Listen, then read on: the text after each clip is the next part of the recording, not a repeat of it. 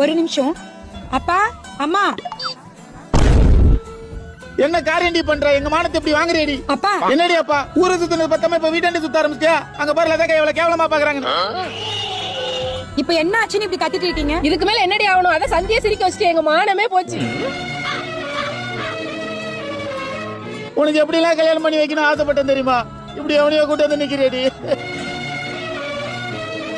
எங்களால உனக்கு எதுவும் போட முடியாதுன்னு இப்படி பண்ணிட்டியாமா? ஹலோ, சொல்றத கேளுங்கம்மா. நீ எதுவும் பேசாதப்பா, நானே நொந்து போயிருக்கேன். இதுக்கு ஒரு வழி பண்ணாதான் கரெக்டா இருக்கும். அதை எடுத்துட்டு வாடி. இந்தாங்க மாப்பிள, இந்தாங்க என் பொண்ணு கழுத்துல கட்டுங்க இதை.